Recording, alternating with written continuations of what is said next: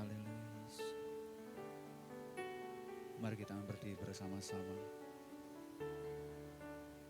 Kita datang kepada Tuhan. Haleluya. Terima kasih. Terima kasih Yesus. Terima kasih Bapa. Terima kasih Tuhan Yesus. Terima kasih Roh Kudus. Pagi ini kami bersyukur kepada Engkau. Karena kami menyadari Tuhan, kami masih ada kesempatan buat kehidupan kami. Ini satu anugerah besar yang begitu luar biasa yang Tuhan berikan atas kehidupan kami Tuhan. Terima kasih Bapa, Engkau begitu mengasihi kami semuanya. Ya kasih-Mu selalu nyata atas kehidupan kami semuanya Tuhan. Sehingga Engkau begitu luar biasanya Bapa, memperdulikan kami semuanya. Dengan kasih-Mu yang Kau nyatakan, dengan pengorbanan-Mu itu luar biasa atas kehidupan kami. Kami bersyukur memiliki Allah seperti Engkau Tuhan. Ini kehidupan kami datang kepada Engkau. Kami sadar Bapa bahwa kehidupan kami penuh dengan segala kelemahan, dengan kekurangan. Yang seringkali menyakiti hati Engkau dengan sikap kami, tindakan kami, pemikiran kami yang tidak berkenan di hadapan Engkau Tuhan. Mari pagi ini Tuhan, ampuni kami, kuduskan kami, layakkan kami pagi ini Tuhan. Agar setiap kami pribadi, lepas pribadi berkenan datang kepada Engkau. Untuk kami layak menghampiri hadirat-Mu Tuhan. Sehingga lewat kehidupan kami, keberadaan kami, persembahan pujian kami pagi ini benar-benar layak dan sampai ke hadirat-Mu Tuhan. Menjadikan satu persembahan badupa yang harum di hadapan Engkau Bapa. Mari Tuhan, pimpin kami semuanya, agar kehadiran kami boleh membawa kemuliaan bagi nama Engkau Tuhan. Pagi ini Tuhan, kami siap memuji Engkau, menyembah Engkau dan keberadaan kami. Biar setiap apapun kami lakukan pagi ini Tuhan, benar-benar menyenangkan akan Engkau. Kami serahkan ibadah kami pagi ini dalam tangan kuasa-Mu dari awal hingga akhirnya. Biar kuasa Roh Kudus yang berkarya, memimpin, memenuhi ruangan ini, hati kami, hidup kami. Sehingga keberadaan kami Bapa, itu bukan satu kebiasaan kami datang, tetapi ada satu kerinduan besar untuk kami berjumpa dengan Engkau secara pribadi, untuk kami memuliakan Engkau, menyenangkan Engkau dan keberadaan kami Tuhan. Pimpin setiap hamba-hamba-Mu, setiap pelayan-pelayan-Mu Tuhan yang bagian pagi ini. Kami menyerahkan mulai dari Aser yang menjalankan kantong kolektor Tuhan. Kami menyerahkan LCD, choir, kami menyerahkan tamborin, pemain musik Tuhan. Kami menyerahkan seluruh hamba-hamba-Mu, ambil bagian pakin kami serahkan kepada Engkau. Mari perkenanan Tuhan, perkenanan kami semuanya, agar setiap pelayanan kami boleh berkenan di hadapan Engkau Tuhan. Kami menyerahkan khususnya hamba-Mu yang Kau pakai untuk melayani kami dalam penyampaian firman-Mu. Biar urapan surgawi turun atas hamba-Mu, sehingga melalui hamba-Mu Tuhan, pesan-pesan Kau sampaikan buat kami semua sidang jemaat di tempat ini. Sehingga membawa kehidupan kami, untuk kami lebih mengerti tentang Engkau, untuk kami setia hidup taat dan takut akan Engkau, sejalan dengan kebenaran firman-Mu. Biar urapan-Mu sendiri bekerja, Roh Kudus sendiri bekerja, hikmat memenuhi hamba-Mu, dan kami percaya pagi ini ibadah kami, ibadah yang diberkati oleh Engkau, nama-Mu dipermuliakan ibadah kami pagi ini Tuhan.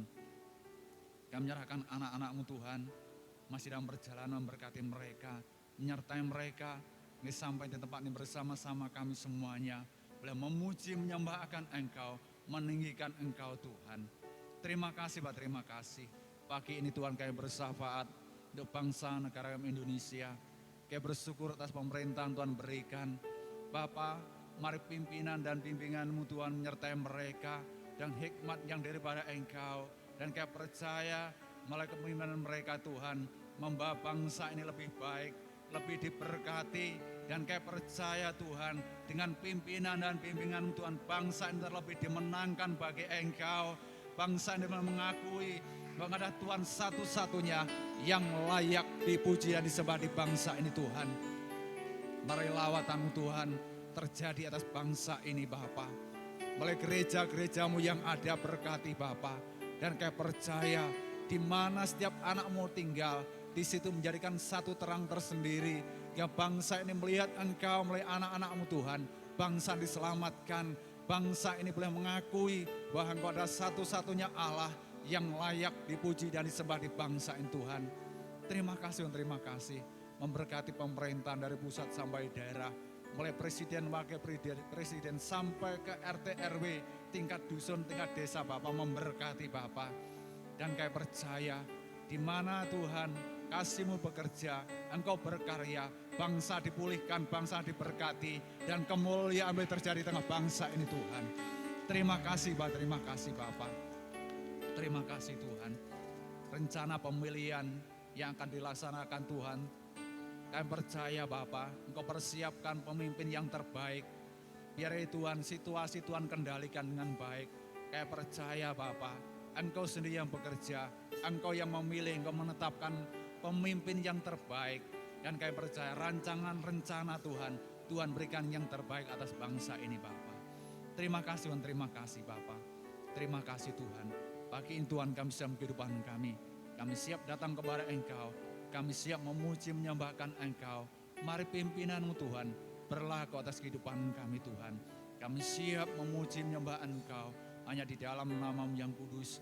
Di dalam nama Tuhan Yesus Kristus Bapa. Haleluya.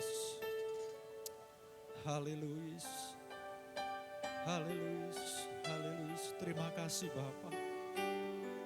Terima kasih Tuhan. Terima kasih.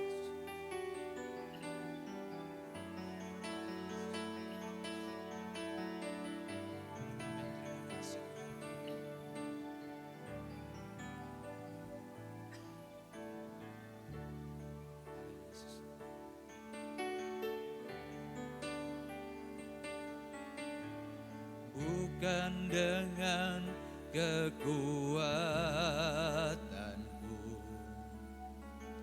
ku dapat jalani hidupku tanpa Tuhan yang di sampingku.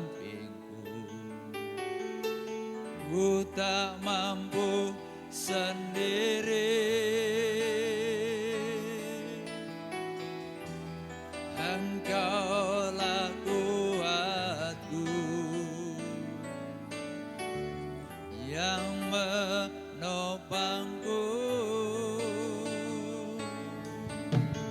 bukan dengan kekuatanku ku dapat jalani hidupku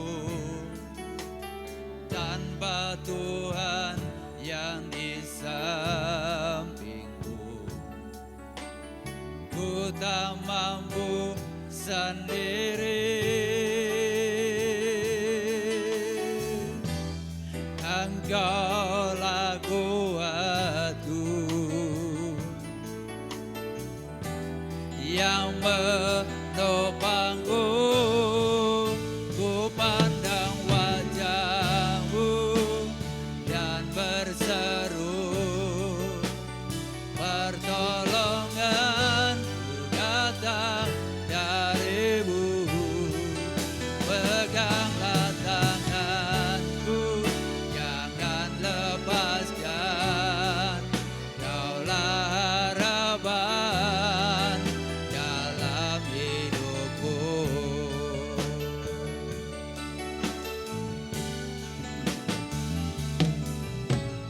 Bukan dengan kekuatanku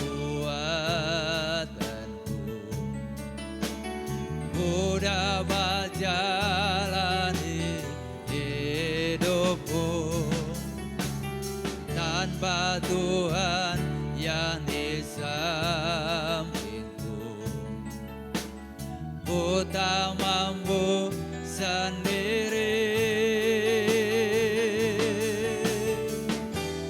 Engkaulah kuatku yang menopangku.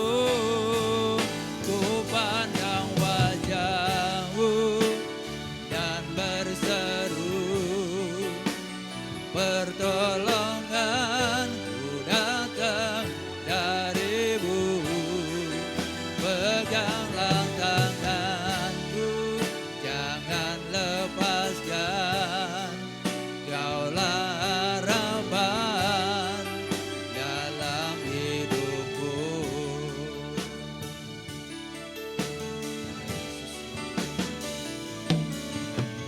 Bukan dengan kekuatanku ku dapat jalani hidupku, tanpa Tuhan yang di sampingku. Ku tak mampu sendiri. Engkaulah kuatku yang menopangku. Ku pandang wajah-Mu dan berseru, pertolonganku datang dari-Mu. Peganglah tanganku, jangan lepaskan. Kaulah harapan dalam hidupku.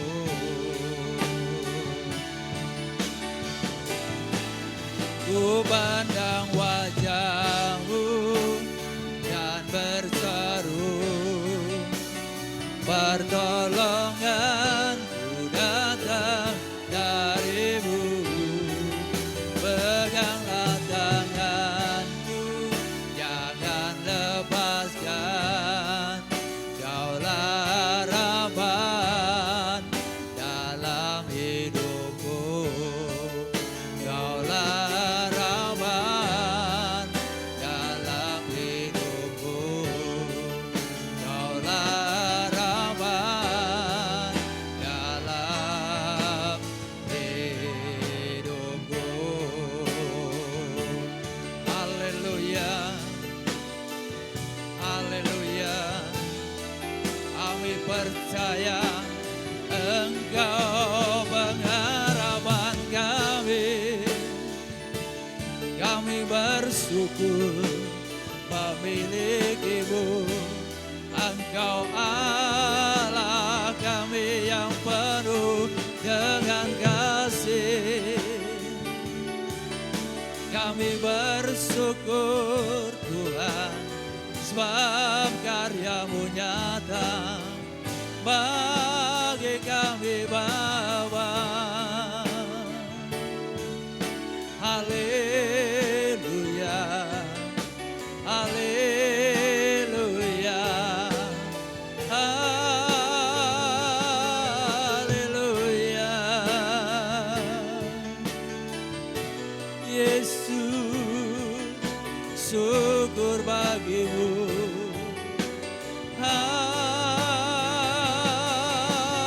Haleluya,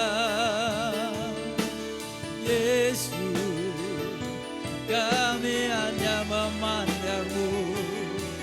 Kami percayanya pada-Mu. Haleluya, haleluya,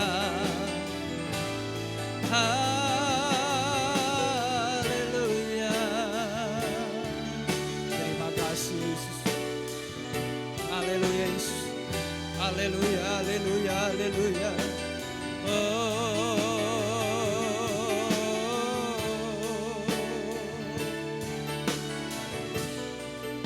Haleluya, haleluya, haleluya, haleluya. Amin. Terima kasih. Haleluya, haleluya. Ku pandang wajah-Mu dan berseru, pertolonganku datang dari-Mu. Peganglah tanganku, jangan lepaskan. Kaulah harapan dalam hidupku. Ku pandang wajah-Mu, ku pandang wajah-Mu dan berseru, pertolonganku datang dari-Mu. Peganglah tanganku, jangan lepaskan. Kaulah harapan dalam hidupku. Kaulah harapan dalam hidupku. Haleluya, haleluya, Yesus, haleluya. Terima kasih Tuhan, kami siap memuji Engkau di dalam nama Tuhan Yesus Kristus. Kita katakan sama-sama, amin. Halo, salam. Apa kabar? Puji Tuhan saudara, kalau kita masih berikan kesempatan, kita bersyukur kepada Tuhan. Banyak orang tidak berikan kesempatan saudara, tetapi kita masih berikan kesempatan. Pakai untuk yang terbaik bagi Tuhan. Kita akan puji Dia, kita agungkan Dia, kita sembah dan kita percaya dengan pujian kita Tuhan disenangkan. Haleluya.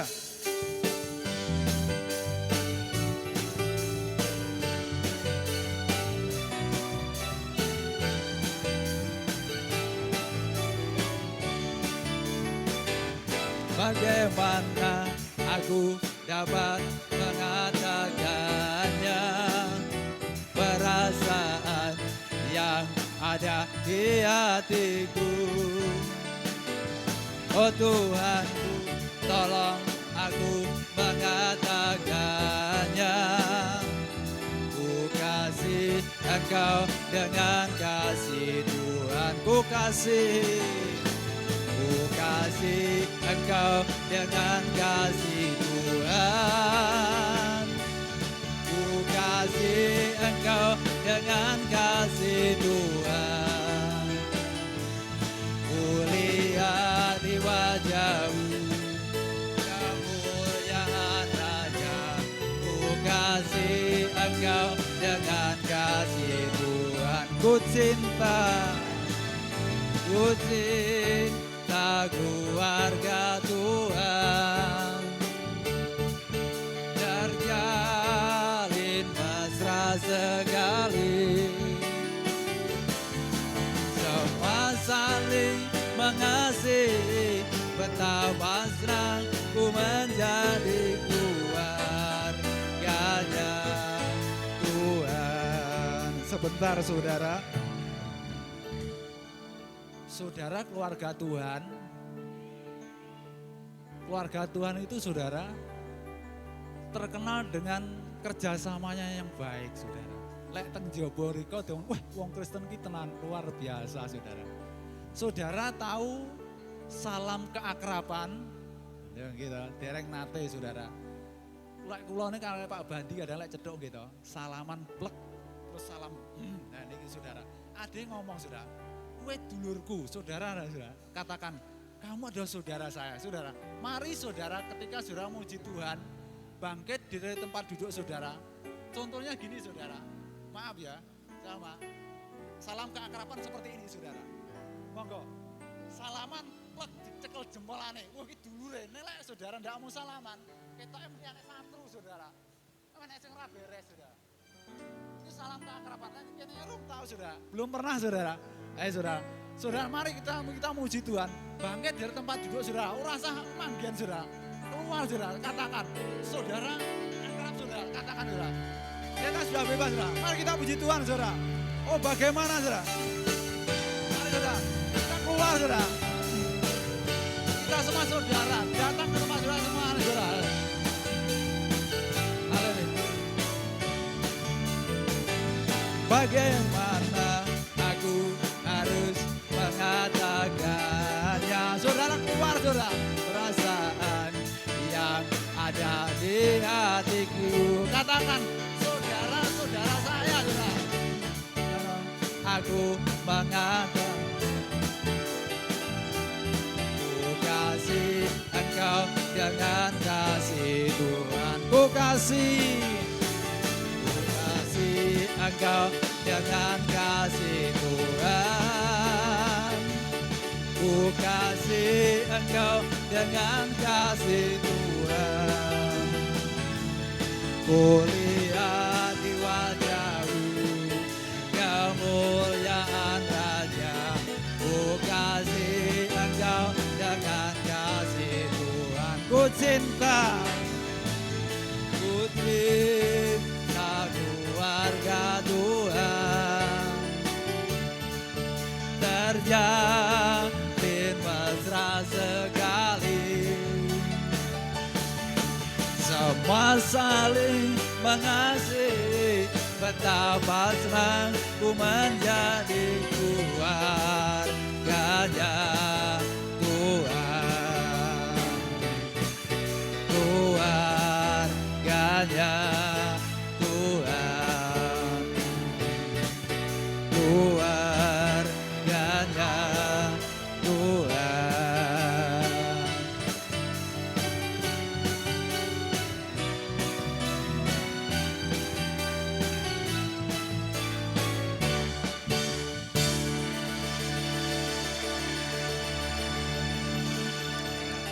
Ya seperti itu saudara, bentuk dari keluarga saudara. Keluarga kita di akrab saudara. Nek ora tahu ngedek saudara. Wah lagi enak masalah saudara. Ya, senang tau saudara. Tercedok dulure. Oh salam itu dulurku saudara. Nah, akrab saudara. Jangan ngene tok ya iki. Kita dari tanda tanya, iki dulure tenan apa ndak saudara. Ini saudara. Ya puji Tuhan saudara. Kita percaya ketika kita semua sudah bersatu di dalam Tuhan, tidak ada yang mustahil di luar sana. Orang-orang akan datang ke tempat ini, memenuhi tempat ini untuk menyembah dan memuji Tuhan. Haleluya, haleluya. Pro konco.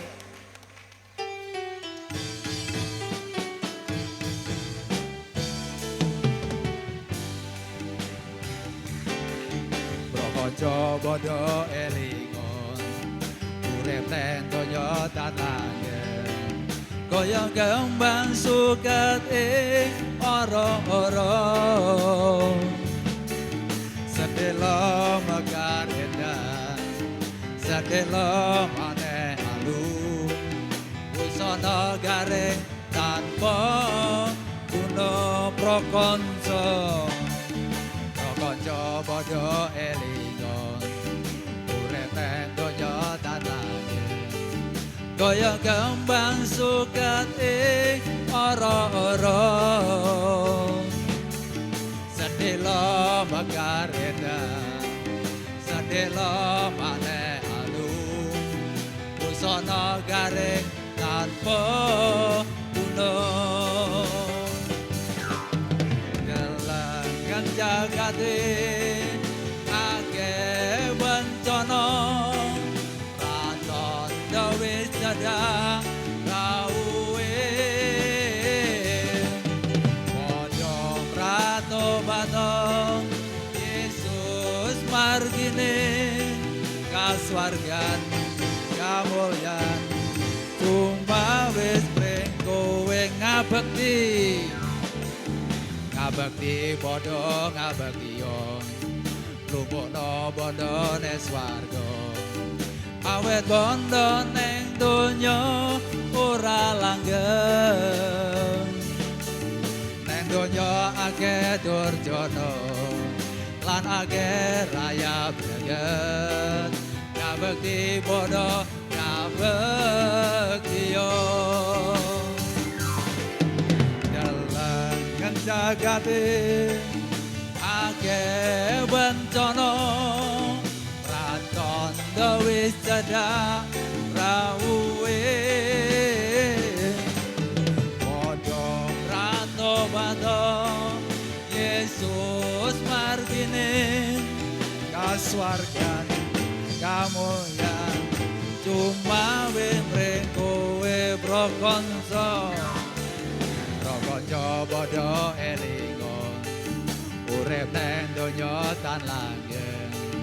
Kaya kembang suket ing ora-ora. Sedelo delo maneh alun wis ana garing tanpa gunung delengen jagate akeh bencana pratandha wis cedhak rawuhe padha pratobato Yesus margine kaswargan kamulyan kumawe mrengkowe delengen jagate akeh bencana pratandha wis cedhak rawuhe padha pratobato Yesus margine kaswargan kamulyan cuma wis mrengkowe kaswargan kamulyan cuma wis mrengkowe kaswargan kamulyan cuma wis mrengkowe.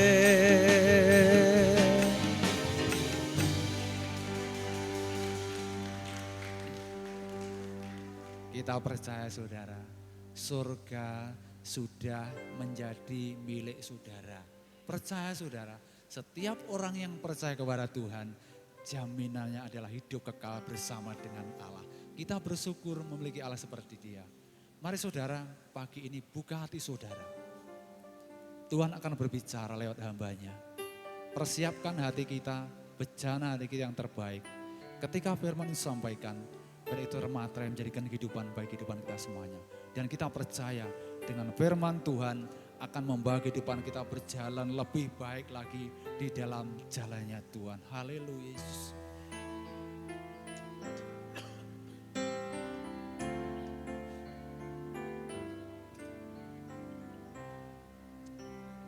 Terima kasih Bang. Kasih dari surga memenuhi tempat ini. Kasih dari Bapa surgawi.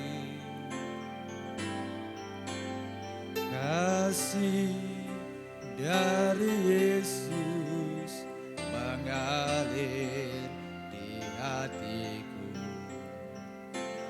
Buat damai di hidupku. Kasih dari surga memenuhi tempat ini. Kasih dari Bapa surgawi.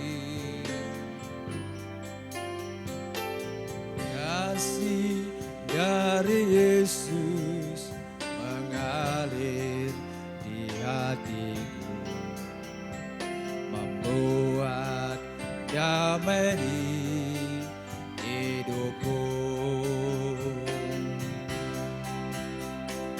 Mengalir kasih dari tempat tinggi,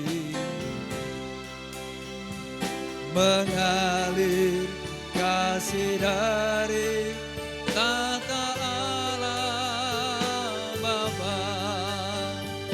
Mengalir, mengalir, mengalir dan mengalir, mengalir memenuhi hidupku.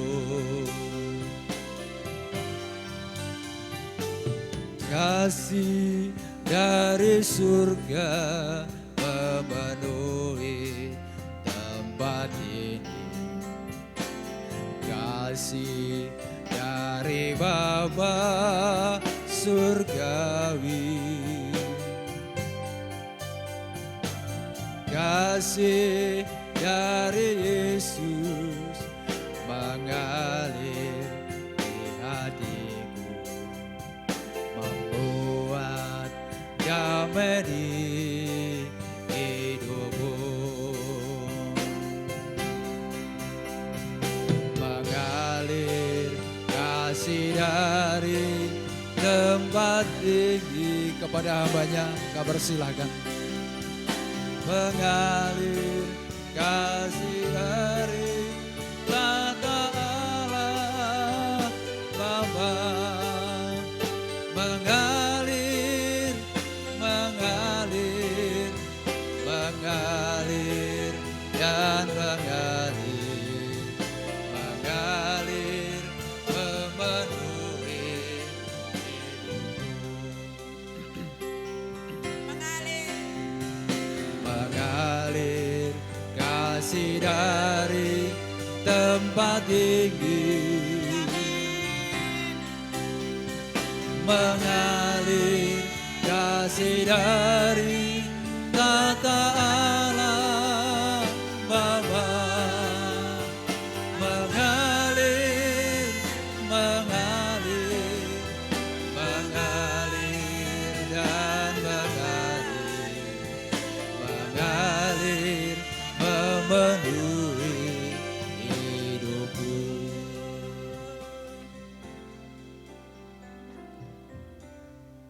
Mengalirlah Tuhan, mengalirlah di tempat ini. Kami perlu Tuhan. Kami mohon Tuhan mengurapi setiap kami, setiap jemaat-Mu, setiap pelayan-pelayan Tuhan yang setia, yang mengambil bagian dalam ibadah ini. Haleluya. Terlebih hamba-Mu sendiri Tuhan, yang Tuhan percayakan mengambil bagian yang terutama, yaitu bagaimana Tuhan menyampaikan sabda yang mulia. Amin. Urapilah lidah bibir hamba-Mu, Amin. pakailah sebagai kepanjangan Tuhan, mengeluarkan isi hati Tuhan dalam Tuhan saja. Urapi hamba-Mu Tuhan, kuasa-Mu yang maha dahsyat mengalir dari surga di tempat ini Tuhan. Dengan air mata Amin. kami Tuhan Terima menaburkan benih. Dengan sorak-sorai kami meraih kemenangan. Di dalam nama Bapa, Putra, Roh Kudus, tidak ada tempat di sini bagi mereka Tuhan, kuasa-kuasa asing dan kuasa-kuasa si jahat mengambil bagian apapun di tempat ini. Darah-Mu Tuhan tercurah, kuduskan tempat ini sehingga ibadah ini kudus dari awal, pertengahan sampai selesainya. Di dalam nama Tuhan Yesus hamba telah berdoa. Amin. Silakan duduk. Shalom Bapak Ibu. Sungguh sejak saya masuk ya saudara sampai duduk, rasa hormat saya kepada Tuhan, hadirnya Tuhan saya merasakan. Maka dengan air mata Tuhan, hamba-hamba-Mu di sini menabur, dan dengan sorak-sorai hamba-hamba-Mu meraih kemenangan. Saat Ibu Gembala rumah kita, Bu, rumah Tuhan, sudah ada anak Tuhan yang cinta ya, maka kita bisa menikmati. Oleh karena itu sungguh selama tahun-tahun silam di mana kita merasakan 2 tahun masa pandemi ya, kita berdiam diri, kita banyak berdoa, kita juga banyak berpuasa, mohon kepada Tuhan. Sekalipun di antara hamba-hamba Tuhan yang telah mendahului kita pergi karena seizin Tuhan, sahabat, ada yang ditinggalkan suami, ada yang ditinggalkan istri, ada yang ditinggalkan kakek, nenek, ada yang ditinggalkan anak, menantu atau cucu ya. Semua seizin Tuhan, dan Allah itu sempurna. Allah itu tetap baik, yang selalu mengajar kita untuk bersyukur dan mengandalkan Tuhan saja. Semua seizin Tuhan, cuman ada beda saudara. Orang yang mati di dalam Tuhan disebut berbahagia, betul? Orang yang mati di dalam Tuhan Yesus disebut berbahagia.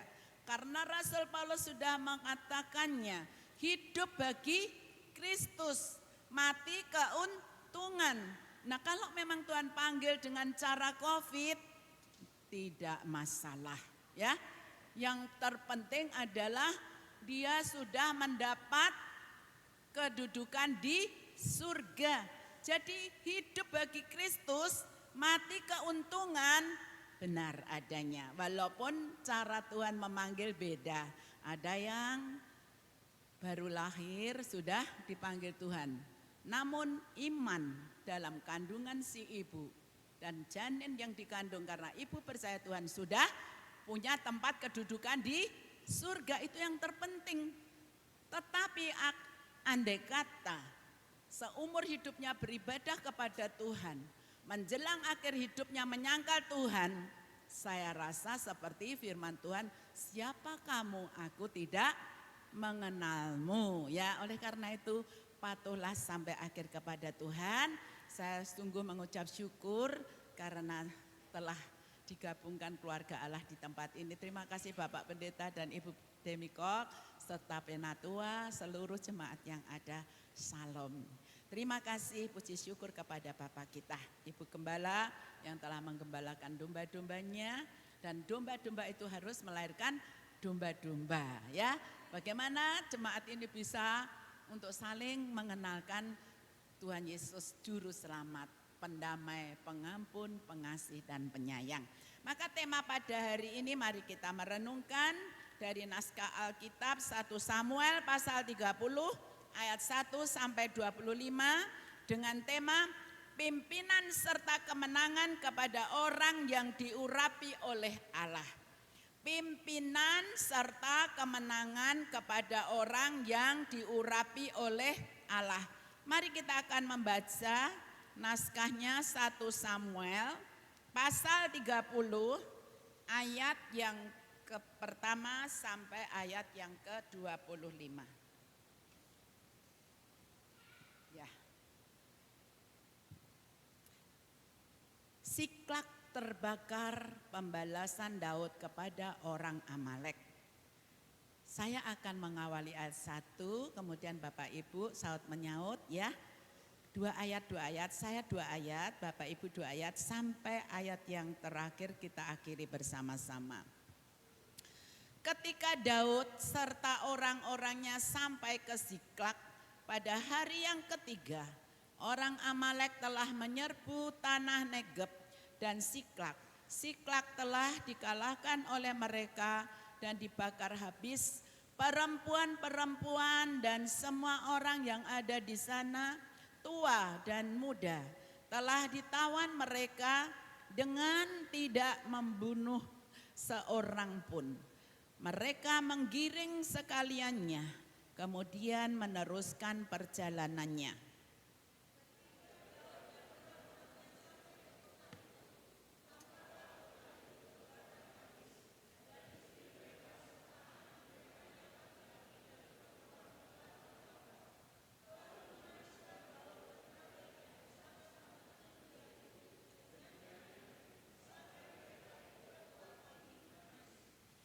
Juga kedua istri Daud ditawan, yakni Ahinom, perempuan Yisril, dan Abigail, bekas istri Nabal, orang Karmel itu.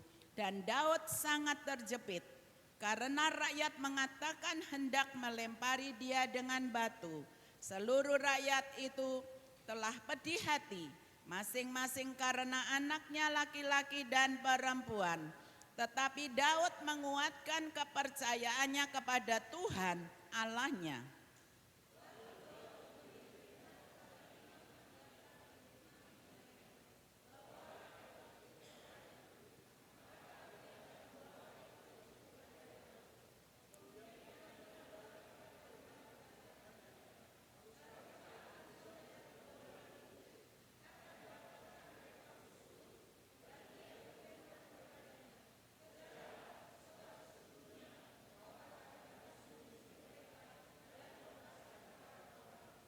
Lalu pergilah Daud beserta ke 600 orang yang bersama-sama dengan dia Dan sampailah mereka ke Sungai Besor, sementara orang-orang yang mau tinggal di belakang berhenti di sana.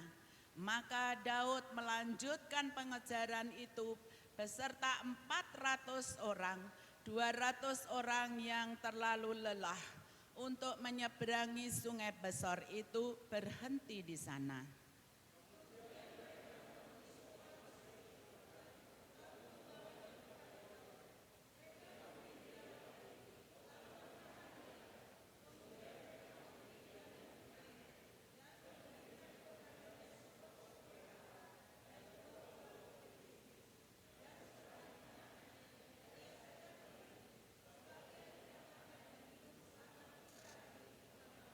Kemudian bertanyalah Daud kepadanya, "Budak siapakah engkau dan dari manakah engkau?" Jawabnya, "Aku ini seorang pemuda Mesir, budak kepunyaan seorang Amalek.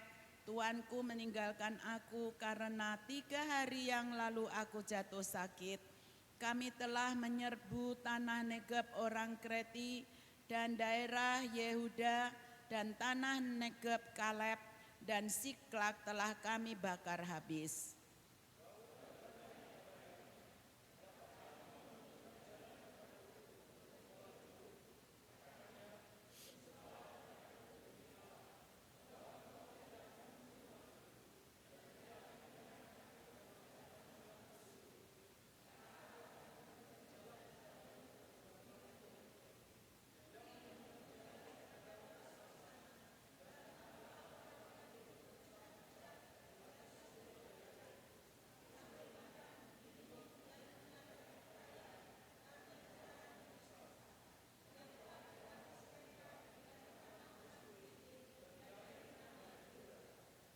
Dan pada keesokan harinya Daud menghancurkan mereka dari pagi-pagi buta sampai matahari terbenam. Tidak ada seorang pun dari mereka yang lolos, kecuali 400 orang muda yang melarikan diri dengan menunggang unta. Daud melepaskan semua apa yang dirampas oleh orang Amalek itu, juga kedua istrinya dapat dilepaskan Daud.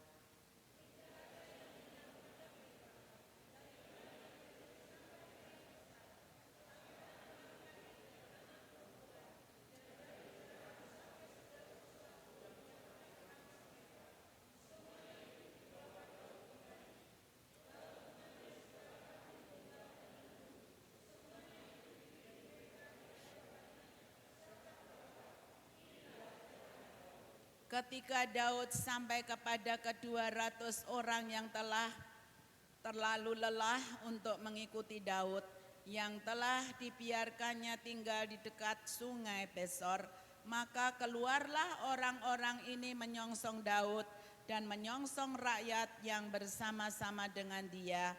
Daud mendekati orang-orang itu dan memberi salam kepada mereka.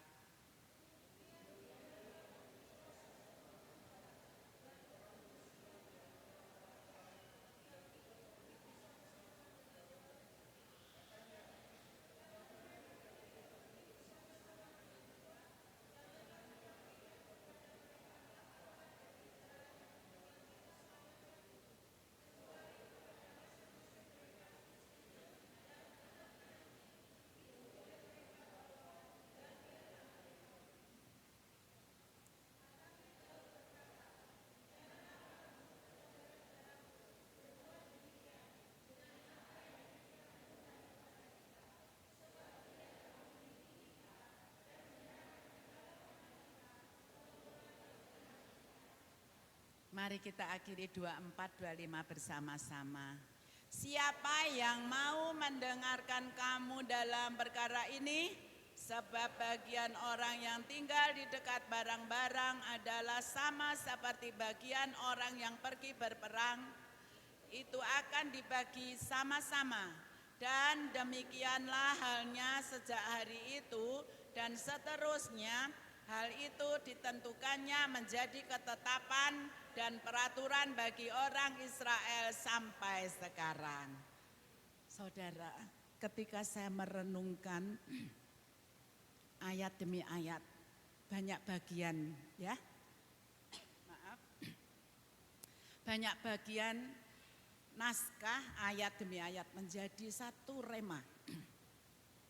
Seorang pimpinan walaupun Daud telah diurapi, yang atas seizin dan atas perintah Allah sendiri melalui Nabi Samuel untuk menjadi raja, menggantikan Raja Saul karena Raja Saul sudah melalaikan undang-undang Allah, sudah menjadi takabur, sudah menjadi sombong, sehingga tugas-tugas yang bukan seharusnya disandang Saul, termasuk imam, termasuk tugas-tugas pelayanan penting rumah Tuhan dan mendahului Tuhan, sehingga Tuhan mengatakan, aku akan mengurapi Daud.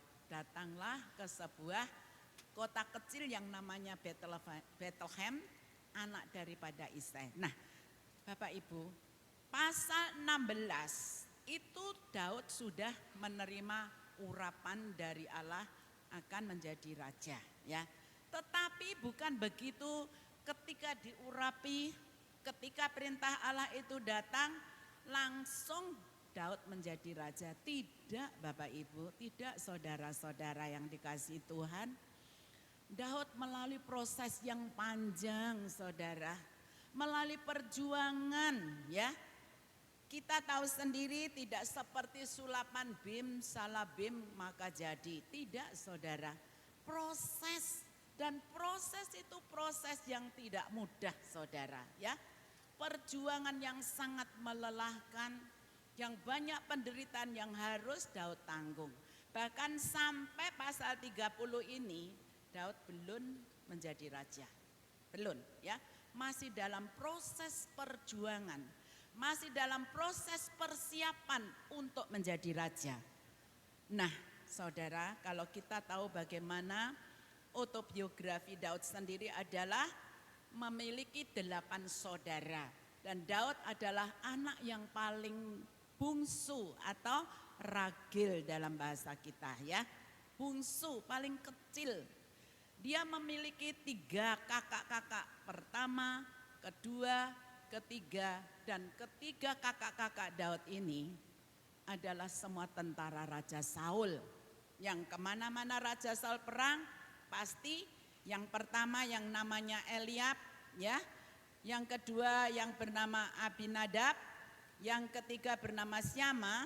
Jadi 1, 2, 3, Barep, nomor 2, nomor 3 itu semua tentara Saul yang terlatih. Tetapi Daud tidak Bapak Ibu, dia adalah anak yang paling kecil yang pekerjaan sehari-harinya hanya menggembalakan domba milik bapaknya yang bernama Isai. Dan kita tahu sendiri kehidupan Isai adalah rakyat jelata yang hidup di kota Bethlehem, kota yang tidak terkenal. Seperti Bapak Ibu di sini ya, desa yang terpencil, tetapi Bapak Ibu adalah memiliki satu kerajaan Allah, yaitu kerajaan surga. Maka tetap sukacita, ada damai, persaudaraan yang sangat. Saya sejak duduk saudara, sejak memuji, air mata saya tidak bisa saya tahan, mengalir. Saya beberapa kali melayani gereja di pedesaan saudara. Meskipun gereja itu dalam kondisi terbatas sekali, tidak seindah, tidak semegah, ya ini baru akan megah ya. Tetapi tidak ada lantainya, tanah saudara ya. Dan dindingnya hanya sebatas apa yang sekarang namanya batu apa itu, yang bukan yang di semen ditumpuk itu apa Bu namanya? Batako ya, hanya sebatas itu, dan atapnya hanya seng ya. Pintu jendela pun tidak ada. Saya tetap bersuka cita. Tetapi saya tidak bisa menangis saudara di sana. Sukacita saya melimpah mengingat bagaimana Yesus yang lahir di kandang Bethlehem ya. Tetapi justru di tempat ini yang dahulunya hanya sepertiga ya Bu, mungkin ya Bu. Menjadi ini saya menangis saudara. Menangis saya, menangis sukacita ya. Dan ketika dalam duka cita, saya tetap bisa bersuka cita, yaitu jemaat yang ada di seberang jauh sana saudara, dekat Pantai Balai Kambang ya. Itu saksi saudara saya yang tetap setia, ada Pak Sutriawan, ada Ibu Lydia, ada Ibu Lia, semua kawan setia kemanapun saya oleh Tuhan diutus dan diundang harus menyampaikan sabda Tuhan, mereka setia ya. Oleh karena itu Bapak Ibu, kita disebut orang yang paling berbahagia di muka bumi. Meskipun rumah kita bukan gedong tingkat-tingkat ya, meskipun mungkin rumah kita tidak berlantai keramik mewah, tetapi ada sukacita ya. Mungkin kita hanya makan nasi dengan garam, atau mungkin kita hanya makan dengan sambal bawang, tetapi hati kita ada damai. Benar Bapak Ibu? Saya melihat kebun di sini sejuk, hijau ya, alamnya riang, bahkan indah, dan udaranya mendukung kita dalam ibadah menghadap Tuhan kita, Sang Pencipta. Nah Bapak Ibu, ketika Daud yang benar-benar diurapi Tuhan, ketika dipilih pun ya, dari 8 saudara ketika Nabi Samuel datang ya, yang ditampilkan tentu saja oleh Bapak Isai kan pasti anak pertama ya. Bukan itu yang kupilih ya. Kedua, bukan itu yang kupilih. Padahal dalam hati Nabi Samuel, wah cocok ini Tuhan. Ini cocok untuk menjadi raja. Badannya tegap, tinggi besar, parasnya juga bagus ya. Tetapi Tuhan mengatakan bukan dia yang kupilih. Jangan kamu memandang muka. Jangan kamu pandang parasnya ya, karena apa yang dipandang manusia bukan itu yang dipandang oleh Allah. Manusia memandang muka, tetapi Tuhan melihat hati. Saudara ingat itu ya, jangan lupa. Manusia memandang paras ya, memandang kedudukan, memandang kekayaan atau materi, tetapi Tuhan melihat Daud si bungsu yang pekerjaannya cuma menggembalakan domba itu kalau banyak saudara, cuma 2 atau 3 ekor, berarti 2 ekor yang satunya hamil, maka 2 atau 3 ekor ditulis dalam 1 Samuel pasal 17 ayat yang ke-28. Nah saudara, Tuhan ketika memilih Daud ya, sudah tahu bagaimana orang yang akan dipilih dan bagaimana karakter orang yang terpilih. Tuhan sudah tahu karena dia Sang Pencipta. Beda kalau Bapak Demi, Ibu Demi, Bita beda ya. Tapi Tuhan itu adalah roh dan kebenaran. Karena dia kudus, maka dia tahu siapa nanti yang berhak untuk menggantikan Saul yang sudah menyimpang daripada jalan Allah. Nah Bapak Ibu, kita kenapa harus menyinggung riwayatnya dulu? Karena ini ada sangkut pautnya dengan peristiwa yang baru kita baca. Nah, ketika dalam satu tugas ya, dalam bangsa Israel menghadapi khususnya musuh yang ingin menghancurkan bangsa Israel, terutama berhadapan dengan bangsa Filistin ya, maka di dalam Alkitab Perjanjian Lama kita akan mengenal bangsa Filistin ya, itu adalah bangsa yang dahulunya terus memusuhi Israel ya. Nah, ketika kakak-kakaknya sudah berhari-hari mungkin berbulan-bulan tidak pulang, sebagai ayah tentu gelisah ya. Diutuslah Daud, tengoklah kakak-kakakmu ya, bawalah sepotong roti ya dan seeva berti gandum, berikan kepada kakak-kakakmu. Apakah dia selamat? Maksudnya namanya orang tua itu ya begitu saudara ya. Orang tua itu selalu mengingat anak-anaknya. Jauh di perantauan apalagi dia menjadi tentara Saul ya. Sehatkah, matikah? Pasti. Nah ketika Daud diutus dan juga kepada 1000 pasukan untuk membawa keju ya. Untuk menanyakan bagaimana. Ternyata saudara di dalam 1 Samuel pasal 17 ayat 20 sampai 26 di mana semua itu atas seizin Tuhan ya. Ketika Daud membawa perbekalan akan disampaikan kepada saudara-saudara, khususnya kakak pertama, kakak kedua, kakak ketiga, dan kepada pasukan 1000 membawa keju atas perintah bapaknya. Berarti Daud itu adalah orang yang humble, ya, yang sangat rendah hati, ya. Dia sangat rendah hati sehingga perintah bapaknya untuk menggembalakan kambing dombanya, iya, ya. Untuk disuruh ke medan pertempuran membawakan satu makanan kesukaan kakaknya, iya. Di tengah khususnya dia belum bisa menjumpai kakak-kakaknya untuk menyampaikan kabar ini dari papa untuk kakak-kakak. Ternyata dia sudah mendengar pertempuran yang mana di sana sudah ada orang-orang Filistin yang mengepung, bahkan ada seorang yang namanya yaitu Goliat, ya, yang mereka bangga-banggakan. Nah, belum berkata sepatah kata pun Daud datang atas perintah dari bapaknya atau ayahnya yaitu Bapak Isai, di mana dia yang belum sampai menyerahkan 10 potong roti kepada kakaknya, belum sampai menyampaikan keju kepada pasukan 1000, dia sudah mendengar bagaimana gelisahnya bangsa Israel karena ketakutan, ya, gara-gara ada panglima raksasa yang namanya Goliat yang akan memerangi Israel, ya. Bahkan dengan kata-kata yang sangat sombong, ya, dengan kata-kata yang sangat congkak sehingga mengakibatkan darah yang di dalam perjuangan Daud karena cinta kepada bangsanya yang mengalami tantangan, yang mengalami peperangan, yang mengalami ancaman, ada satu darah yang menggelora, mendidih rasanya, ya. Oleh itu nanti bisa dibaca dalam kisah 1 Samuel pasal 17, ya, 26, 28, ya. Nah, yang saya sangat kagum ketika saya baca sejarah, kalau saya nanti membacakan ini tentu waktu kita tidak cukup.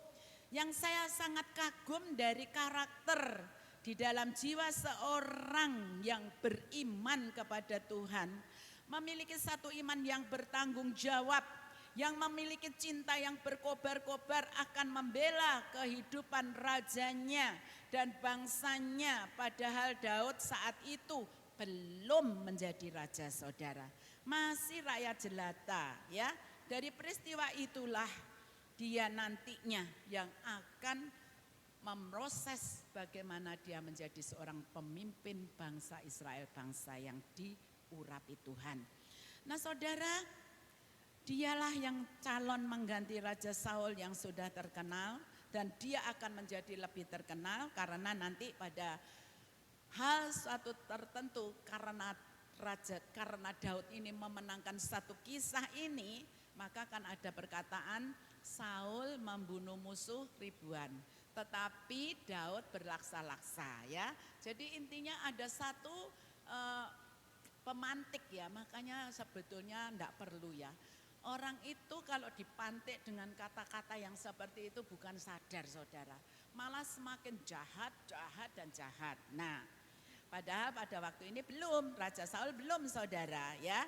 Nah, ketika dia masih belum menjadi raja, bahkan Tuhan masih merencanakan akan menggantikan kepada Saul untuk masa depan Daud. Dan Daud tentu saja tidak punya pemikiran, ya, sejak di dalam pekerjaan menjadi gembala itu tidak ada pikiran Daud aku kelak menjadi raja, tidak, saudara. Dia akan tahu-taunya hanya karena Nabi Samuel datang kepada di kotanya dan kemudian Nabi Samuel akan mengurapikan, dia taunya itu. Tetapi sebetulnya dalam hatinya tidak ada cita-cita untuk menjadi pemimpin bangsa Israel, apalagi menjadi raja yang menggantikan Raja Saul, sama sekali tidak ada, ya. Oleh karena ketika Daud itu melihat pertempuran di dalam 1 Samuel pasal 17 ayat 28, kakaknya, ya, yang tidak mengerti bagaimana sebetulnya Daud itu bukan secara kebetulan. Dan bukan juga secara kebetulan bapaknya Isai menyuruh Daud ke medan pertempuran. Tidak, saudara. Itu semua saya pikir semua sudah rencana Tuhan setahap demi setahap. Sehingga Bapak Isa itu mungkin naluri seorang ayah itu hanya sekedar memberi roti. Tetapi ternyata ada satu masalah besar yang harus ditangani oleh Daud. Maka Allah mengutus Daud dan karena Allah tahu Daud pasti bisa. Daud mampu ya. Karena itu kakaknya bukan menanyakan bagaimana kabar ayah, ya, kenapa kamu datang ke sini, tetapi sudah dengan dampratan, ya, sudah dengan emosi, sudah dengan emosional yang tinggi, dengan marah-marah, dengan nada, aku kenal sifat pemberanimu dan kejahatan hatimu, mengapa engkau datang? Dan pada siapakah kau tinggalkan kambing domba yang 2-3 ekor itu di padang gurun? Nah, bisa dibaca itu ya. 1 Samuel pasal 17 ayat 28. Jadi tidak ditanya dulu, adikku, kenapa kamu ke sini? Di sini baru ada sedang satu masalah besar, ya. Kenapa kamu datang ke sini? Kan begitu, dipeluklah adiknya. Seperti tadi ya, saya terharu ya, pemimpin liturgi kita harus berjabat tangan, bukan sekedar jabatan, harus ya, kita harus di dalam Tuhan saling mengasihi. Nah, saya menilai kakak tertua Daud ini beda sekali dengan apa yang dimiliki karakter Daud ya. Dia adalah humble, rendah hati banget ya. Sedangkan kakaknya sombong banget ya. Sangat arogan, a priori, emosional tinggi ya. Belum apa-apa sudah menuduhkan yang jahat ya. Saudara, padahal Daud datang ke situ kan bukan maunya sendiri. Ya mungkin saja atas seizin Tuhan, kehendak Tuhan melalui bapaknya mengutus di situ ya. Kemudian juga Daud melihat peristiwa yang genting itu, dia harus memberi dorongan, memberi semangat untuk melawan ya. Dimana bersama-sama bersatu kita harus melawan dan kita harus menghalau musuh supaya negara dan bangsanya selamat. Itu satu tujuan Daud, tidak punya pemikiran apa-apa saudara. Tetapi sayangnya kakak pertamanya yang bernama Eliab itu sama sekali tidak mengerti visi daripada Tuhan. Sehingga emosi yang lebay ya, kemudian tidak peduli dengan kasih kepada Tuhan, apalagi kepada adik paling kecilnya ya. Cinta kasihnya tidak ada sama sekali padahal dia loh kakak pertama itu harus bertanggung jawab keluarga, tapi sama sekali dia sudah tidak ada kasih akan Allah, apalagi kasih kepada saudara. Bahkan tega memarah-marahi dengan segala apa yang dikandung di dalam pikirannya sendiri, menuduh dengan kata-kata yang kasar ya, seolah-olah di dalam 28b bangkitlah amarah Eliab bahkan dengan marah kepada Daud, menuduh Daud dengan sifat pemberaninya dan kejahatan hati Daud untuk melihat pertempuran, padahal bukan itu. Ya, sembarangan menuduh ya. Maka kita Bapak Ibu melalui pembacaan, mari Alkitab meskipun kita sudah hidup dalam perjanjian baru ya, tetapi jangan lupakan sejarah ya. Katanya Bapak Bung Karno Presiden pertama, jas merah, jangan melupakan sejarah. Jadi perjanjian lama tetap kita baca, kita ambil makna pentingnya, kita ambil bagaimana riwayat-riwayat orang-orang Israel dahulu yang terus menggerutu, bersungut-sungut ya. Dari kitab Bilangan pasal 16 ya. Dari orang-orang sesukunya sendiri, podo lewine mungsuhi ya. Apalagi dengan suku yang lain. Nah kemudian 250 orang ya ditenggelamkan dalam tanah gempa bumi. Tidak mau tobat, malah mengata-ngatai lebih jahat. Tambah lagi 14.700 tanah bengkah dan mereka mati karena tidak bertobat. Jangan sampai terjadi ya. Kalau saya memandang asal di situ ada gereja Tuhan dan di situ orang-orang yang melakukan kehendak Tuhan. Apa kata dalam pujian? Barang siapa yang melakukan titah Tuhan, kaulah saudaraku dan kaulah saudariku. Itu aja cukup, enggak usah pakai retorika macam-macam, pakai alasan macam-macam, enggak usah. karena Tuhan itu kan berkehendak bebas dan kehendak Tuhan kan barang siapa percaya kepadaku dan melakukan Injil, memberitakan Injil ya, yang dikehendaki Tuhan kan itu. Soal nama merek gereja terserah aja ya. Kan baju kita kan ada yang merah, ada yang hitam, ada yang putih, ada yang hijau, ada yang coklat, terserah aja. Yang penting asal kau berdiri atas firman-Nya. Kaulah saudaraku dan kaulah saudariku. Nah saudaraku, kalau kita bagaimana mengambil dari apa yang telah kita baca, dalam 1 Samuel pasal 17 ayat 32, kemudian Daud dengan segala apa yang dia miliki yaitu iman. Percayanya kepada Tuhan, berkatalah Daud kepada Saul ya. Dia menghadap karena ada orang yang melapor, ini loh ada Daud anak Isai datang gini, panggil. Kemudian dia menghadap Raja Saul. Kemudian Daud menghadap perkataan yang sangat memberikan kita semangat dan dorongan ya. Berkatalah Daud kepada Saul, janganlah seseorang menjadi tawar hati karena Goliat. Coba bayangkan saudara, dia loh adalah penggembala domba, bukan panglima perang, tidak dilatih dalam perang. Hambamu ini akan pergi melawan orang Filistin itu. Ayat 37 dalam 1 Samuel pasal 17. Pula kata Daud, Tuhan yang telah melepaskan aku dari cakar singa dan dari cakar beruang, dia juga akan melepaskan aku dari tangan orang Filistin itu, kata Saul kepada Daud. Kemudian Raja Saul memberkati, pergilah, Tuhan menyertai engkau. Saudara, saya pun tanpa penyertaan Tuhan sia-sia dan hampa, tidak ada artinya. Tetapi dalam penyertaan Tuhan, di dalam kuasa firman-Nya, ketika kita memberitakan firman itu, pasti ada satu benih-benih yang jatuh ya.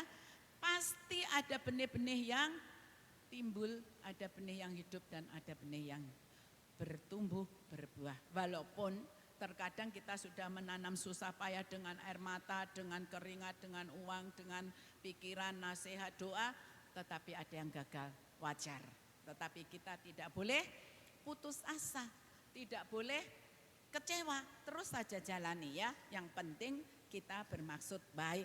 Nah saudara, dan Daud dalam penyertaan Tuhan, maka di dalam Tuhan yang menyertai Daud, dia selalu menyertakan Tuhan, selalu mengandalkan Tuhan, dan Tuhan selalu menyertai Daud. Ayat 44, hinaan cemooh orang Filistin tidak menggetarkan sedikit pun di dalam iman hati Daud atau perasaan Daud, meskipun dia masih muda, masih imut-imut saudara, kalau dibandingkan dengan kakak pertama, kakak kedua, kakak ketiga, tentara yang sudah terlatih didikan secara militer oleh raja.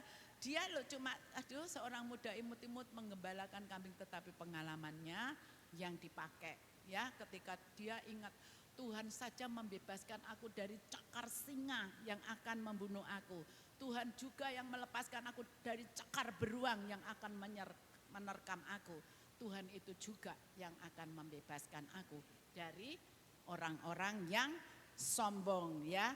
Karena itu ketika hinaan itu datang, kata orang Filistin, jadi orang Filistin menantang dengan sombongnya kepada Daud, hadapilah aku, ini kata si orang-orang Filistin, atau mungkin melalui si Goliat tadi yang dibangga-banggakan, maka aku akan memberikan dagingmu kepada burung-burung di udara dan kepada binatang-binatang di padang, begitu ya. Jadi imannya Daud sudah seolah-olah didonkan oleh perkataan itu. Tetapi apa saudara? Ini yang menggarisbawahi dan membesarkan Daud dan untuk kita jemaat Tuhan. Lalu Daud menjawab kepada orang Filistin itu di dalam ayat 45. Daud menjawab demikian. Engkau mendatangi aku dengan pedang dan tombak dan lembing, tetapi aku mendatangi engkau dengan nama Tuhan semesta alam, Allah segala barisan Israel yang kau tantang itu. Oleh karena itu tuh saudara, kita harus meniru ya. Jangan punya aduh minder, takut, gentar. Jangan saudara. Kenapa? Kita anak-anak Allah. Kerajaan surga sudah menjadi milik kita seperti yang disampaikan oleh pemimpin ibadah kita pagi hari ini. Kemudian ayat 46 47. Hari ini juga Tuhan akan menyerahkan engkau. Jadi dibalikkan saudara. Kata-kata hujatan tadi dibalikkan kembali ya. Hari ini juga Tuhan akan menyerahkan engkau ke dalam tanganku. Dan aku akan mengalahkan engkau. Dan memenggal kepalamu dari tubuhmu. Hari ini juga aku akan memberikan mayatmu dan mayat tentara orang Filistin kepada burung-burung di udara dan kepada binatang-binatang liar. Supaya seluruh bumi tahu bahwa Israel mempunyai Allah. Dan supaya segenap jemaah ini tahu bahwa Tuhan menyelamatkan bukan dengan pedang dan bukan dengan lembing. Sebab di tangan Tuhanlah pertempuran dan ia pun mengerahkan kamu ke dalam tangan kami. Wah saudara ya, kuasa Tuhan itu dahsyat saudara. Utamakan dia ya. Singkat cerita kisah daripada apa yang kita jelaskan di dalam ayat 50 sampai 52, singkat kisah ini, Goliat hanya dikalahkan dengan umban dan batu kali yang diembat dan tepat mengena sasaran dalam sela-sela wajah, karena Goliat kan pakai ketopong, sedangkan Daud waktu itu disuruh pakai pakaian kebesaran oleh Raja Saul. Wah, aku enggak bisa jalan, semua dilepaskan. Daud tidak mau ya. Dia tidak pakai pakaian kebesaran, dia juga tidak pakai ketopong, dia juga tidak pakai perisai, senjatanya cuma ketapel ya. Tapi ketapel sana itu ya diumban begini, diembat, tas ya, langsung kena di sini yang tidak terlindungi oleh presiden. Itu siapa saudara? Tuhan, bukan Daud. Tuhan menyertai Daud, bukan Daud yang pandai. Tuhan menyertai Daud dan Tuhan memakai Daud sehingga pada saat itu tergeletaklah. Nah saudara, dan dipenggal dan disitulah kemenangan ya. Maka pimpinan dan kemenangan atas orang yang diurapi Allah pasti terjadi saudara. Kemudian kita kembali kepada naskah yang kita pelajari dalam 1 Samuel pasal 30 yang baru kita baca tadi. Melalui proses ya, dan melalui apa yang telah menjadi pengalaman, ternyata Tuhan sudah mempersiapkan Daud sebelum dia jadi raja. Harus melalui proses saudara. Seorang pimpinan kalau tidak diproses dulu sombong saudara, seperti Saul. Karena dia kan tidak diproses. Tetapi Daud sejak diurapi Tuhan sampai matinya, bahkan kitab Injil sampai kitab Wahyu, nama Daud tetap ditulis, tetap di hati Tuhan. Ya, itulah karena Daud memiliki hati yang cinta kepada Tuhan dan cinta kepada negara dan cinta kepada bangsanya. Ketika menghadapi ancaman bersatu. Karena apa? Bersatu kita teguh. Jawab. Bercerai kita. Nah, apalagi kerajaan Allah, gereja-gereja. Wah, yang satu begini, yang satu begitu. Saya cuma apa? Ya Tuhan, ampunilah supaya mereka murni menjalankan kedaulatan Tuhan, supaya kudus. Itu aja saudara, saya enggak berani mau mengecam. Halang memang jangan lagi kok zaman kita. Lah zaman Musa saja loh, Musa dimusuhi oleh sama-sama suku Lewi ya. Apalagi suku-suku lain, suku Lewi, sama-sama suku Lewi memusuhi. Maka kita menjadi anak Tuhan jangan saling menyerang, jangan saling memusuhi. Doakan saja supaya bertobat, kalau tidak ya urusan mereka, begitu aja ya.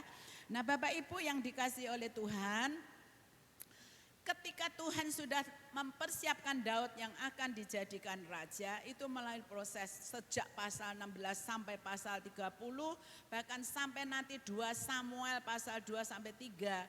Selalu proses itu datangnya dari dalam, dari luar, menghadapi musuh dari luar bangsanya, menghadapi dari dalam bangsanya sendiri, bahkan dari anak-anak keturunan Raja Saul juga ya.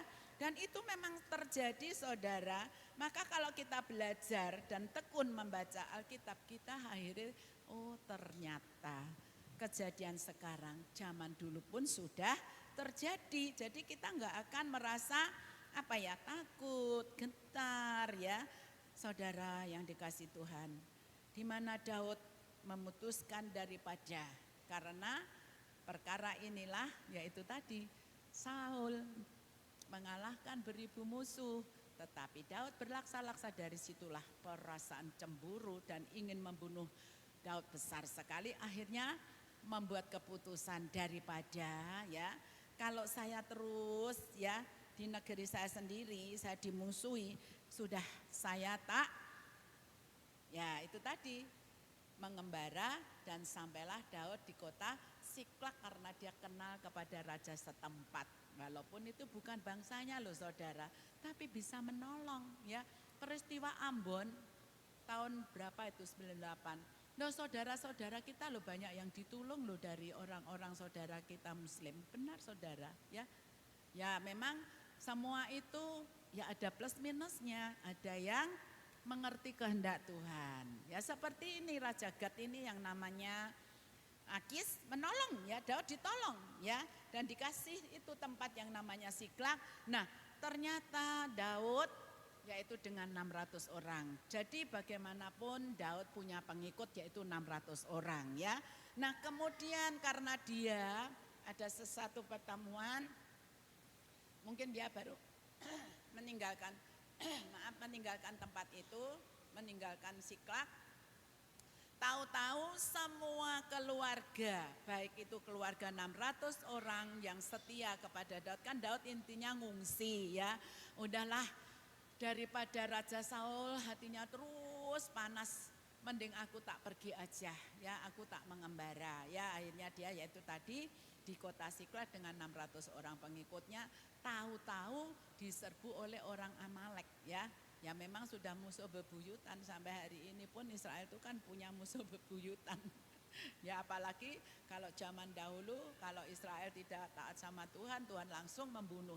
Nah Tuhan datang dari surga menjadi manusia menyelamatkan, dia juga menolak. Salibkan dia. Pada raja wilayah gubernur Pontius mengatakan dosanya apa, salahnya apa. Tidak ada kesalahan yang pantas untuk dijatuhi. Pokok salibkan dia. Wes tuntutannya salibkan dia. Maka dia juga akhirnya menyebar ke seluruh dunia oleh perkataan Tuhan. Dan oleh perkataan Tuhan dia kembali ke negaranya sampai hari ini. Itu pun belum semua percaya Tuhan Yesus. Hanya 9 atau 10% dari bangsa Israel. Tetapi nanti Tuhan pada akhirnya dia akan menyadarkan. Ya kapan? Ya tunggu aja karena itu waktu Tuhan, tidak ada yang tahu waktu Tuhan ya. Kalau Tuhan datang pun kita juga enggak tahu. Tetapi Tuhan sudah berpesan waspadalah. Injil Matius pasal 24 semua tanda-tanda itu tergenapi. Kapan? Tunggu, yaitu pertobatan antara si A dan si B, pertobatan si B dengan si B, pertobatan si C dengan si C. Belum lagi A sampai Z ya. Kapan pertobatannya? Ketika mereka bertobat dan ketika mereka semua tahu siapa Tuhan, Tuhan sudah datang. Kalau sekarang belum datang, belum tega. Kenapa?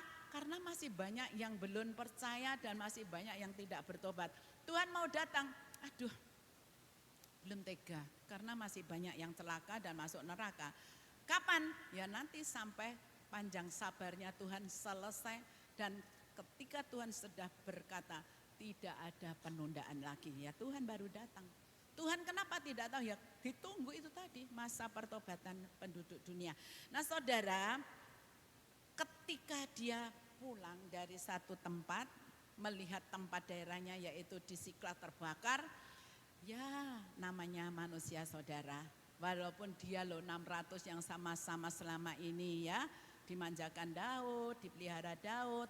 Tetapi ketika menghadapi ancaman, ketika menghadapi musibah, ketika menghadapi satu masalah besar, kenapa tidak sama-sama ayo kita kejar siapa ini yang merusak, siapa ini yang membakar, siapa ini yang membawa keluarga kita, kan seharusnya begitu saudara.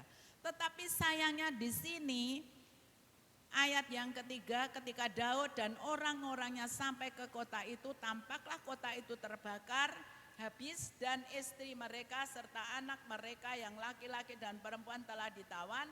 Lalu menangislah Daud ya, sebagai dia orang yang pahlawan, yang bisa memenangkan, yang bisa menyelamatkan bangsa negaranya dari musuh, punya jiwa apa saudara? Hancur.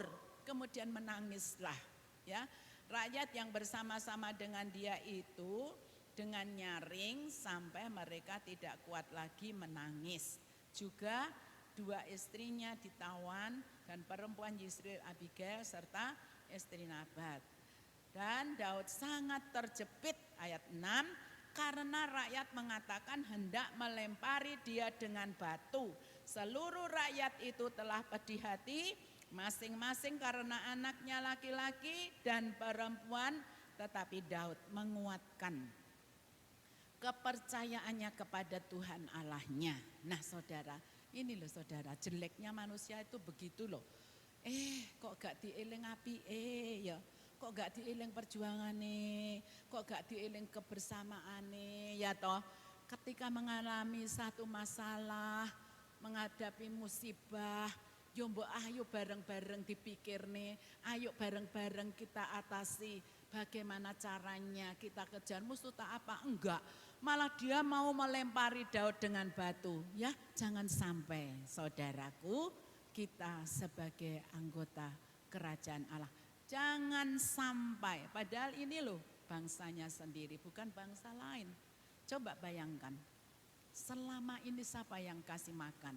Bukankah juga Daud berusaha, berupaya ya menyelamatkan. Nah, tetapi ketika menghadapi masalah, kenapa dia sudah mau menghukum ya? Tetapi Tuhan mencegah ya. Kemudian dia ingat dan dia memerintahkan supaya Imam Abiatar bin Abimelek membawa efod, dan kemudian Abiatar membawa efod, kemudian dia bertanya ya. Dahulu Tuhan selalu didahulukan, mendahulukan Tuhan dengan bertanya, haruskah aku mengejar gerombolan itu? Ya ayat 8, akan dapatkah mereka aku susul? Gitu ya. Dan ia berfirman kepadanya, kejarlah, sebab sesungguhnya engkau akan dapat menyusul mereka dan melepaskan para tawanan. Lagi-lagi Tuhan pakai anak kecil dari Mesir. Baca terus nanti sampai di rumah, ulangi lagi, baca sendiri ya. Lagi-lagi Tuhan memakai anak kecil dari Mesir yang sakit. Itu bukan kebetulan loh saudara, jangan dipikir kebetulan, tidak.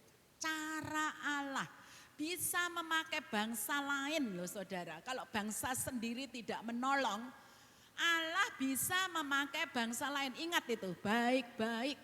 Berapa kali Tuhan itu pada saat kelahiran akan dibunuh oleh Raja Fir'aun ya. Dan bagaimana Maria, Yusuf larikan bayi itu cepat ke Mesir. Nah, negaranya sendiri tidak bisa melindungi, tetapi negara lain dipakai Tuhan. Bangsa sendiri tidak bisa melindungi, Allah pakai bangsa lain.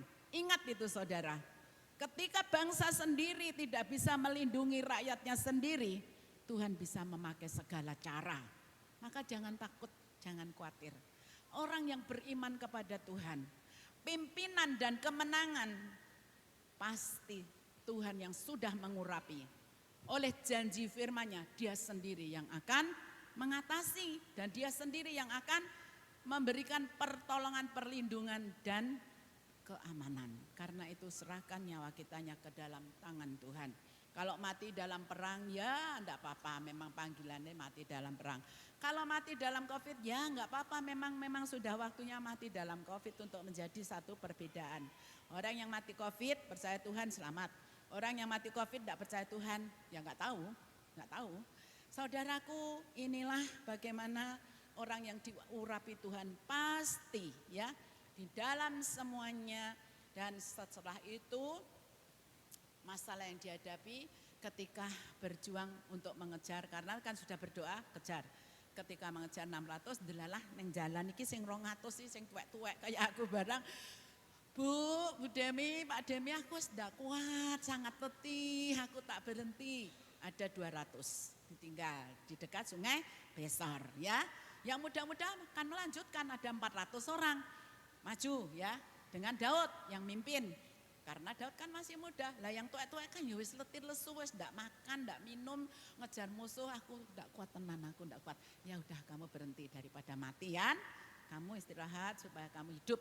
Nah, ketika mereka 400 maju dan benar-benar bisa mengejar atas petunjuk dari anak kecil Mesir tadi yang ditinggal oleh orang Amalek, atas petunjuk itu loh saudara, jangan lupa loh. Semua itu Tuhan bisa memakai apa saja. Yang tidak mungkin menjadi mungkin ya. Karena itu ketika menang kembalilah 400 dengan Daud menjumpai yang 200. Dan semua istri, anak, saudara, bahkan harta benda tidak ada yang berkurang. Bahkan bertambah karena dari mereka-mereka yang membawa lari dan kekayaan mereka bertambah. Istri mereka tetap selamat, utuh, tidak ada satupun yang kurang. Ketika kembali dan sampailah kepada 200 orang yang ditinggal tadi di dekat Sungai Besor ya.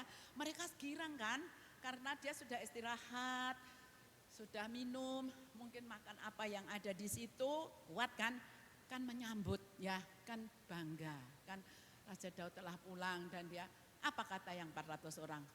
Jangan berikan apa-apa hasil pampasan perang. Kecuali hanya istrinya, keluarganya, anaknya ya. Itu aja, tapi jangan. Apa kata Daud? Apa kata Daud saudara? Itu yang menjadi satu iman bagi orang kita ya. Di mana yang itu sampai hari ini menjadi peraturan Israel. Jangan begitu saudaraku ya. Jangan demikian ya, ayat 23. Daud berkata, janganlah kamu saudara-saudaraku berbuat demikian dengan apa yang diberikan Tuhan kepada kita. Sebab ia telah melindungi kita dan menyerahkan ke dalam tangan kita gerombolan yang menyerang kita. Siapa yang mau mendengarkan kamu dalam perkara ini? Maksudnya siapa yang kamu mau dengar usulan ini ya? Sebab bagian orang yang tinggal di dekat barang-barang adalah sama seperti bagian orang yang pergi berperang, itu akan dibagi sama-sama. Saya acungi jempol saudara. Seorang pimpinan yang diurapi Tuhan pasti dikaruniai Tuhan bijaksana. Ya, bukan bijak sini, lek apik karo aku ya tak dumi, lek rapik karo aku no. Bukan, seorang pimpinan yang disertai Tuhan, yang diurapi Tuhan pasti memiliki hati yang bijaksana saudara, bukan bijak sini ya. Itu sebabnya dimanapun, kondisi kapanpun, zaman apapun, yang namanya orang yang iri, yang namanya orang durhaka, yang namanya orang jahat, yang namanya orang serakah pasti ada. Tetapi bedanya orang yang dipimpin Tuhan, orang yang diurapi Tuhan bisa menyelesaikannya ya. Oleh pelajaran-pelajaran penting ini maka belajarlah. Untuk menjadi satu pimpinan itu mesti ada proses ya. Bukan bim salah bim jadi, tidak. Proses untuk dipersiapkan, proses untuk diteguhkan menjadi seorang pimpinan yang memiliki urapan Allah. Mungkin ini yang bisa saya sampaikan dan jangan sampai kita meninggalkan persekutuan kita kalau kita sudah mendapat satu kemenangan yaitu demi nama Yesus Kristus. Apa itu? Yesus yang diurapi ya. Jadi kita harus membawa nama Yesus Kristus, jangan malu saudara. Karena ada perkataan, kalau kamu malu mengakui aku di depan manusia atau di depan raja atau di depan siapapun, apalagi di depan musuh, aku pun akan malu mengakui engkau di dalam kerajaanku. Karena itu jangan malu saudara, seharusnya kita apa? Berbangga, berbahagia dan kita merasa aman damai. Maka kan ada nyanyian, Tuhan tak pernah janji. Nah itu nanti Ibu Demi ya. Jalan, ya kan Tuhan tak pernah janji. Bahkan jalan itu rata. Tetapi Tuhan janjikan, Tuhan menyertai. Mari kita berdoa. Terima kasih Tuhan, firman-Mu telah hamba sampaikan. Barang siapa yang menabur dengan air mata akan menuai dengan sorak-sorai. Betapa bahagianya jemaatmu yang kau kasihi, karena ada anak Tuhan, ada orang-orang yang mengerti kehendak Tuhan yang baik. Berkati mereka, siapapun orangnya, berkati mereka. Berkatilah jemaatmu, berkatilah hambamu Bapak Pendeta Demikok beserta Ibu Penatua dan semua aktivis dan semua orang-orang yang mengasihi Tuhan di gereja ini ataupun dari tempat yang lain. Di dalam nama Yesus teguhkan firman-Mu oleh karena kuasa Roh-Mu yang suci. Di dalam nama Bapa, Putra dan Roh Kudus. Kami bersyukur buat semua yang sudah Bapak kerjakan dalam ibadah kami. Terima kasih buat apa yang kami lakukan itu atas izin Tuhan. Dan kami percaya bahwa apa yang kami lakukan hari ini, pengorbanan kami, pelayanan kami, baik itu tubuh kami, bahkan semua yang ada pada kami tidak akan sia-sia. Karena Tuhan akan balas dengan berlipat-lipat kali ganda. Kami berdoa buat seluruh pelayan Tuhan, baik itu dari choir. Kami berdoa buat Bapak Ibu yang melayani kami pada saat kami datang. Kami berdoa buat pemain musik, bahkan kami berdoa buat hamba-Mu yang sudah melayani kami. Tuhan berkati. Apa yang kami kerjakan, Tuhan tidak pernah berhutang dan pasti Tuhan akan membalas dengan berlipat kali ganda. Kami berdoa, kami menyerahkan buat seluruh rangkaian acara sepanjang minggu ini, Tuhan tolong dan Tuhan memberkati. Kami mempersiapkan diri kami untuk menjadi berkat bagi hormat dan kemuliaan bagi nama Tuhan. Terpuji nama-Mu kekal untuk selama-lamanya. Kami menyerahkan sekali lagi, sebentar kami akan kembali ke tempat kami masing-masing. Biarlah penyertaan Tuhan mulai saat ini bahkan sepanjang minggu ini kami boleh mendapatkan berkat kekuatan yang daripada Tuhan. Terima kasih, kami akan pulang. Kami akan terima berkat Tuhan. Mari kita angkat tangan kita ke atas dan kita terima berkat Tuhan. Dan sekarang Bapak Ibu Saudara yang dikasihi Tuhan, akhir dari ibadah kita pada saat pagi ini, mari kita akan pulang ke rumah kita masing-masing dengan membawa pulang berkat, yaitu berkat damai sejahtera, berkat sukacita yang telah dikerjakan oleh kekuatan kuasa Roh Kudus, boleh turun menyertai, bahkan memberkati kita semua mulai saat pagi hari ini sampai Maranatha, Tuhan Yesus datang kembali kali yang kedua. Mari kita akan pulang ke tempat kita masing-masing dengan membawa pulang berkat, baik jasmani maupun rohani, di dalam nama Tuhan Yesus Kristus. Kiranya Kau memberkati aku berlimpah-limpah dan memperluas daerahku,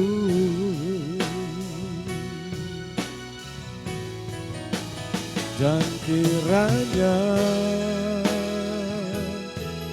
tangan-Mu menyertai aku dan melindungi aku daripada malapetaka,